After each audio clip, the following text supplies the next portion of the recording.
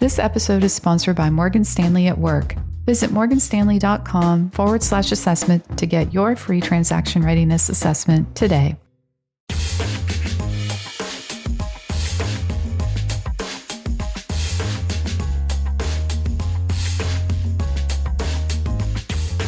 Hello and welcome back to Equity, the TechCrunch podcast about the business of startups, where we unpack the numbers and the nuance behind the headlines.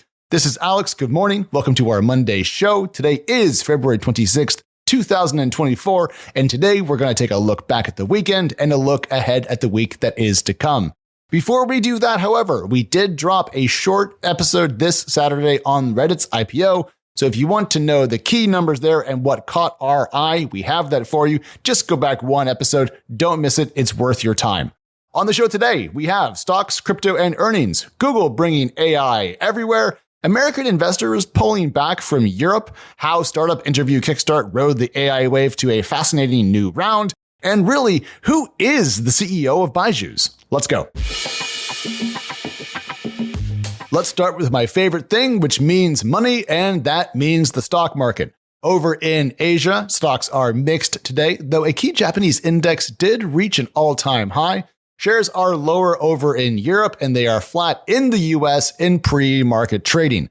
But we do have a very busy earnings week ahead of us, including a number of SaaS companies, which often have an offset fiscal calendar.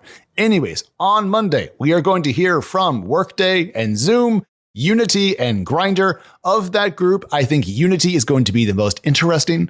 Tuesday brings us Coupang, Splunk, eBay, Klaviyo, Jamf, Rocket Lab, Bumble, Compass, Lemonade, and Nextdoor. Klaviyo, of course, was a 2023 IPO. Rocket Lab involves space, and Lemonade InsurTech. I'm always very curious there. Then Wednesday, Salesforce, Snowflake, Byju, HP, Nutanix, Okta, Pure Storage, Duolingo, Squarespace, C3.ai, Taboola, and Zora. So that's CRM, storage, identity, consumer ed tech, web hosting, AI, and subscription.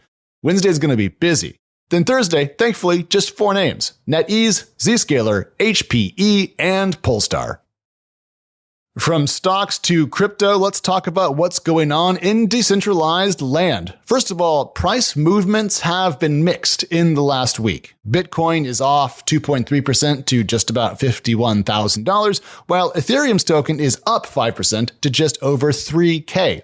Elsewhere, we have seen some sharper and contrasting price movements, including Binance's token gaining 10% in the last week, while Solana's own has been off 10% in the last week. But something that I care about a whole lot more than just the ups and downs of crypto tokens prices is what's going on with stablecoins. And USDC, the main rival to Tether, has seen its total units in circulation begin to rise again, key ahead of that company's hoped for or anticipated IPO. Elsewhere, spot volumes do remain higher than in most of 2023, which is bullish for Coinbase and other major exchanges. Let's talk about big news that matters, and what matters more in the news today than AI. And to talk about AI, we have to talk about Google this morning. Now, you may recall that there was criticism of Google's new Gemini AI model's image creation abilities last week, but that is not slowing Google down from bringing its new AI model to a host of devices. TechCrunch reports that at MWC, or Mobile World Congress, Google detailed a, quote, new set of features for phones, cars, and wearables using Gemini to craft messages, AI-generated captions for images, summarizing text through AI for Android Auto, along with access to passes on Wear. Now, I think that what matters here is less the individual products that are going to get a dose of AI, but more the fact that the list is so broad. Wherever tech companies have a surface that touches customers or users, they seem hell-bent today on pushing AI into the mix. Why? Because platform shifts are rare, and mobile is deep into its maturity cycle. Smartphone sales are flat, and there is only so much more money you can rip out of mobile internet usage and apps today. So, new things are hot because they may ignite growth or at least allow for market share capture.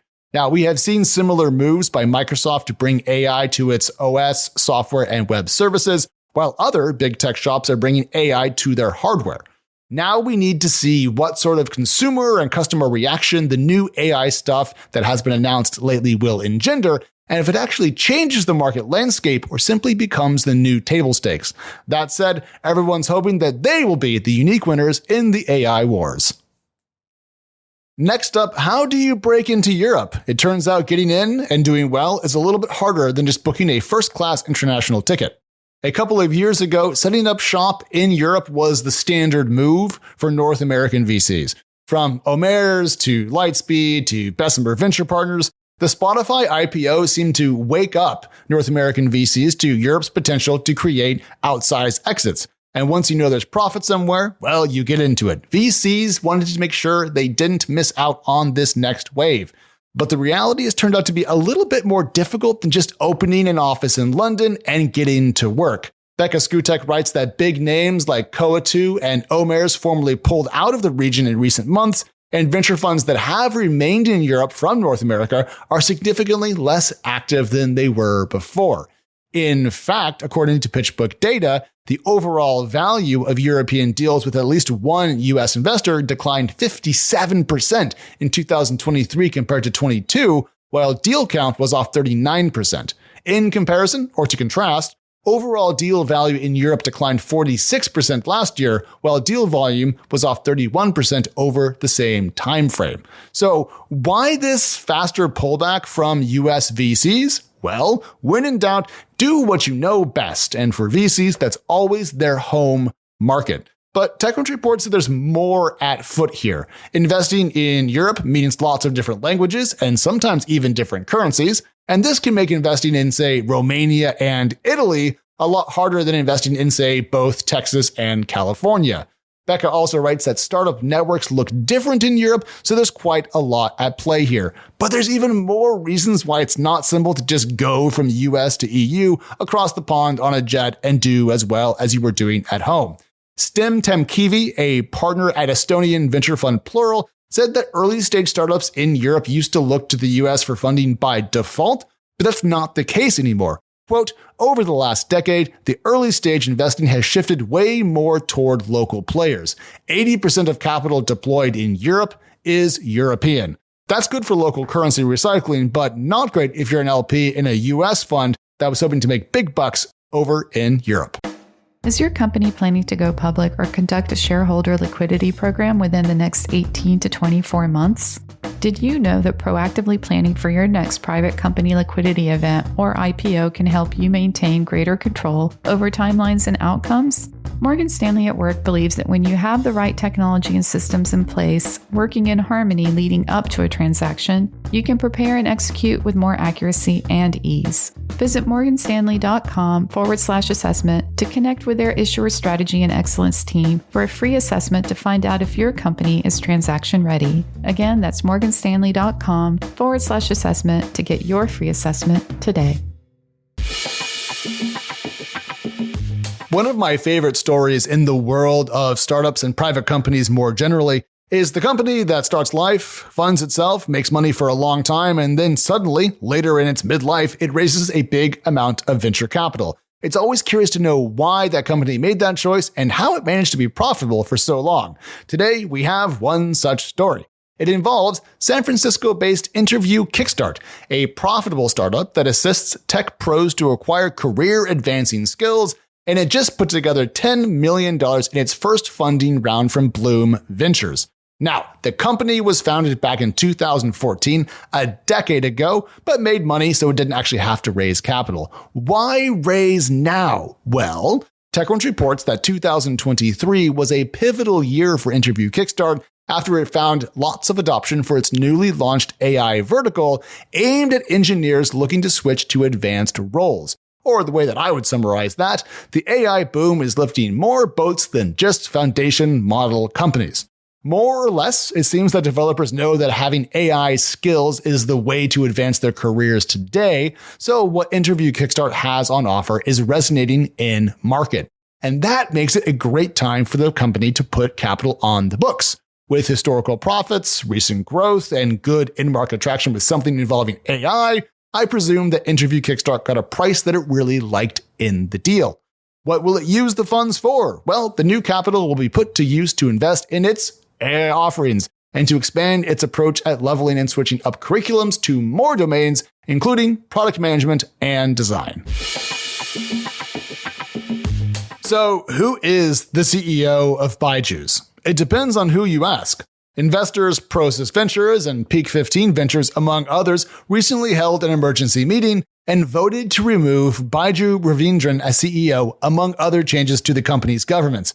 Not so, says Ravindran, who told employees that the investor group lacked a quorum, among other issues that could undercut the binding impact of their vote. Still, it's not good when a company is fighting with its investors over control and leadership. In fact, given how loath private market investors are to cause drama with their portfolio CEOs, we essentially nearly never see this. More or less, it's considered a super negative signal for other founders, making it harder for the activist private market investor to get future deal flow. That's why things have to get wild for founders and backers to beef, let alone do it publicly, let alone in this sort of open war that we're seeing at the Indian edtech giant. And that is probably why we're seeing this. Why? Because Byju was once worth $22 billion and may now be worth effectively zero in pre-money terms. So investors don't want to get wiped out, Ravindran wants to retain control, and no one is happy. This is just one more chapter of the startup hangover from 2021. And that is our show for this lovely Monday morning. Of course, if you need even more equity, we are Equity Pod over on X and Threads. And I am Alex over on X if you want to say hello. And I am very lucky to report that we have 2 sister shows here on the TechCrunch Podcast Network, including Chain Reaction on all things cryptocurrency and Found, talking to founders about how they built what they did. We'll talk to you soon. Equity is back on Wednesday and Friday. And don't forget, we have that extra special Reddit episode just for you already in your podcast feed. Give it a listen. We'll talk to you soon. Bye.